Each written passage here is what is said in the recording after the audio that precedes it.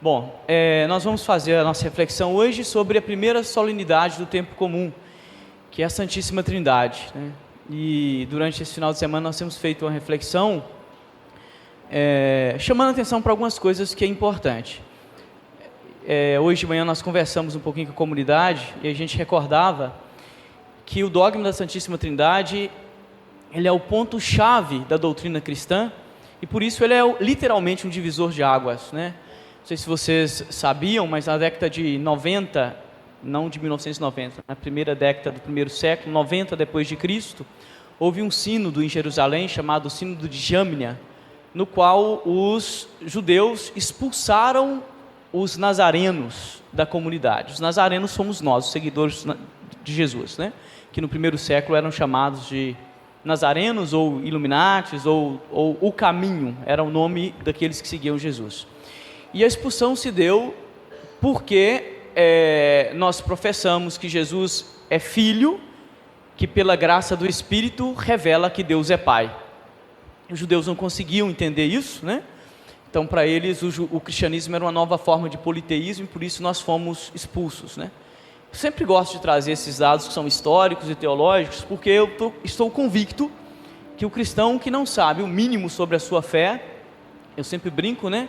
Fica aí quando moscas engolindo camelo. Então, é muito importante a gente saber dessas coisas. E nós temos duas formas de nos aproximar deste mistério. O mistério da fé e o mistério de Deus unitrino. Uma é intelectual, né? E aí seria aquilo que seria o método, né, racional de explicação das coisas, né? E outra pela forma afetiva, e eu diria a forma afetiva, mística, contemplativa, artística, como vocês queiram. Mas são essas duas formas. Todas as vezes que nós tentamos reduzir a compreensão de Deus ao intelecto, nós tivemos problema. Todas as vezes. Ou seja, essa primeira forma por si só está fadada ao fracasso. Todas as vezes que o homem reduziu o conhecimento de Deus a um conhecimento racional, nós tivemos sérios problemas. E daí nasce aquilo que nós chamamos de heresias, né? Por exemplo, o século I está cheio delas, né? A grande heresia sobre a Trindade, a heresia ariana, que vai dizer, por exemplo, que Jesus, no fundo, não é Deus, é uma criatura. Todas as vezes que nós nos aproximamos do mistério de Deus, né? E pensamos que a gente pode explicar Deus como nós explicamos a fórmula química mais simples que vocês conhecem, né, da água, a gente tem problema. Então o nosso convite é que vocês se aproximem sempre de uma forma intuitiva e de uma forma afetiva deste mistério. Óbvio, né, que nós temos lá Santo Agostinho. Eu gosto muito de citar Agostinho porque Agostinho realmente foi um divisor de águas para nós, né, na teologia, que junto com Anselmo, né, que veio um pouquinho depois, lembrava da importância da gente não viver uma fé ingênua, né, da gente considerar que a razão é um dom que Deus nos dá e que nós precisamos utilizá-la também na fé. Aí tem aquela frase famosa dele do fides queris intellectum, né, que traduzida ao pé da letra seria a fé que busca inteligibilidade, né? Então é claro que a nossa fé busca inteligibilidade, mas não como o cientista busca uma inteligibilidade no laboratório analisando o material, porque Deus não é um objeto que está à nossa disposição, que eu possa acessar quando eu quero. Não somos nós que possuímos Deus, é Deus quem nos possui. Então Deus não é um objeto que vocês estão aí, né, que vocês podem levar a um laboratório e provar. Então o mistério da Trindade, né, que é o centro e para mim o mais difícil da gente poder se aproximar, porque ele sempre vai colocar limite, né, na nossa compreensão, é um mistério também do nome de Deus, né, que nós não dominamos, né, e quando a gente se aproxima então deste mistério de Deus unitrino, a gente recorda, né, a nossa pequenez diante deste grande mistério. E por isso somos convidados, né, a nos aproximar sempre a partir da conjugação entre a razão, claro, né, e a experiência afetiva, mas de forma especial a partir da experiência afetiva. Olha, nós estamos reunidos aqui e ainda que é minha obrigação, por exemplo, né, como padre, fazer homilia e entrar em temas, né, que são mais teóricos, nós estamos reunidos em torno de uma mesa. A gente não está numa sala de aula, nós estamos aqui para contemplar um mistério. Então a gente precisa partir daí, né, que a liturgia é a contemplação afetiva de um mistério, né? Então quero chamar a atenção para isso. Agostinho dizia também, né, de forma muito bonita, que o Senhor nos dê a força de crer para compreender e compreender para crer. E como ao longo do tempo, a tentativa às vezes racional de compreender este mistério nos levou às vezes a confusões, né? A gente tem aquela história, por exemplo, que falam que é de Santo Agostinho, né, da criancinha que estava na beira do mar, furando um buraquinho na areia. Ele furou um buraco assim na areia e ia lá com um copinho, enchia o copinho de água do mar, voltava e colocava na areia, né? E fazia esse movimento repetidamente. E Agostinho passou e viu aquilo, a criança correndo até o mar, pegava a água, colocava no buraquinho da areia e a água ia embora. O que você está fazendo aí, rapaz? Tentando colocar o mar aqui, neste buraquinho. E aí Agostinho fala, mas isso é um absurdo. E aí a criança fala, absurdo é você tentar compreender o mistério da Trindade. Bonita história, não é? Não é de Agostinho, Agostinho nunca falou isso, tá?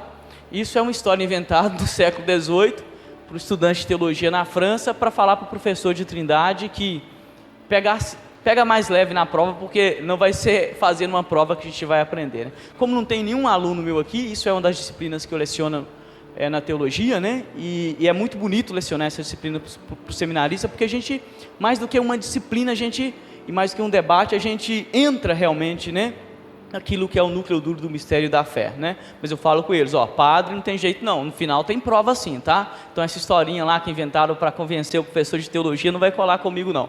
Mas é só uma das formas para dizer, né, como que ao longo da história isso foi, né, trabalhado. Do ano passado eu contei uma historinha que vou repetir para vocês, para a gente ver também o limite disso na nossa catequese. Eu fico muito preocupado, eu repito isso muito, porque eu acredito que a repetição nos ajuda realmente a compreender, né, às vezes o núcleo duro do mistério. Eu falo muito isso com as nossas catequistas. Quando as crianças chegam aqui, vocês apresentam para elas uma doutrina ou uma pessoa? Porque se vocês apresentam uma doutrina e não a pessoa de Jesus, pode ser que essa criança, ao sair daqui, este jovem, quando encontra uma doutrina melhor do que a apresentada aqui, vai embora. Isso tem ou não acontecido com os nossos jovens? A apresentação que nós temos que fazer na nossa catequese é a apresentação da pessoa de Jesus e não de uma doutrina. E a nossa catequese tem falhado muito nisso. Aí tem uma historinha para ilustrar isso, que é uma criança que foi fazer primeira comunhão e antigamente tinha aquelas perguntas, né? Por exemplo, quem é Deus? Aí a criança tinha que decorar, Deus é um ser perfeitíssimo, todo poderoso, tinha que dar a resposta completa, quase uma prova para fazer a primeira comunhão. O seu Geraldo não deve lembrar disso não, que ele é mais jovem, né? Mas tinha isso, né? E aí a criança foi confessar, o padre está lá e perguntou, quantos mandamentos tem? 10. Sacramentos, né? 7. Muito bem, parece que fez bem a catequese. E ele já estava na cabeça que o padre ia perguntar quem é Deus. O padre mudou a pergunta e perguntou, quantos Deus há? Aí confundiu a cabeça dele, né? E ele pensou assim, lembrou da Trindade, falou, 3. Aí o padre, não, 3 não. Aí, 4. Não, 4 não. Lembrou dos 7 sacramentos? 7. Não, 7 não. Última chance, quantos Deus há? 10 mandamentos? 10. Padre, não sabe nada, pode ir embora, tem que fazer a catequese de novo. Sai a criancinha triste, encontra com o coleguinha na porta, e o coleguinha pergunta, como é que foi lá? Foi péssimo, aquele padre Sebastião é um padre muito ruim, não dá para fazer catequese com ele. Por quê? O que ele perguntou para você? Ele perguntou quanto Deus há, e eu disse que um montão, falei que era 3, que era 4, que era 7, e ele falou que eu não sei nada.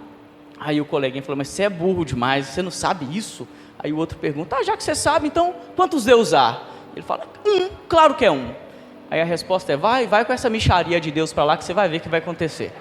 A gente ri, mas é mais ou menos isso, ou seja, né? É isso que acontece quando a gente tenta, em fórmulas catequéticas, reduzir Deus, né? A história é engraçada, mas é isso que acontece. E aí, a última parte da nossa homilia, para a gente terminar, aproximação afetiva. Como que o mistério da Trindade toca a nossa vida? Porque se não toca a sua vida, é uma fé vazia. Como que nós traduzimos isso que a igreja proclama, né? De Deus Pai, Filho e Espírito Santo na nossa vida? De novo, né? Me perdoem a repetição, mas não tem como não citar, né? Agostinho tem uma frase que para mim é muito bonita e me ajuda muito. Ele fala assim: vês a trindade se vês o amor, compreendes a trindade se compreendes o amor. Por quê? Porque o amor é a única experiência onde um são três. Porque o amor é a única experiência onde um são três. Explica isso melhor, padre. Não sei se vou explicar, mas vou dizer por que Agostinho diz isso. Porque não existe amor sem a possibilidade do amante e do amado. Isso não é fantástico? O amor é a única experiência onde um são três. Porque não existe amor sem amante e amado. Só existe amor porque alguém ama e alguém é amado. Isso é Deus.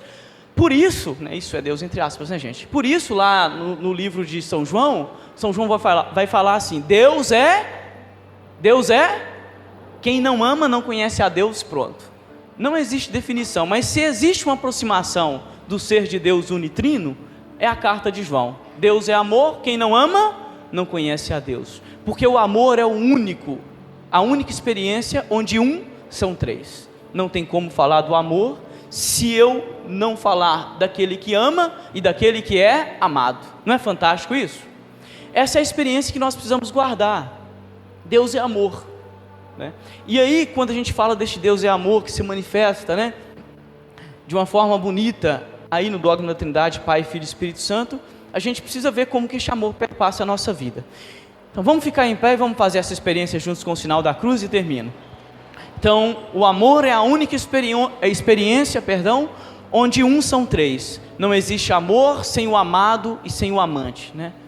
Vamos levantar a nossa mão direita e nós vamos fazer devagarzinho o sinal da cruz para a gente perceber este amor e para a gente levar isso para a nossa vida. Todas as vezes que vocês pensarem em Deus, pensem no amor e pensem nesse gesto que nós estamos fazendo agora. Devagarzinho, tá? Não vamos fazer o gesto todo não. Vamos levar a mão na testa e vamos falar que Deus é Pai. Deus é Pai porque você é filho. Então, se você não se sente amado como filho, jamais diga que Deus é Pai.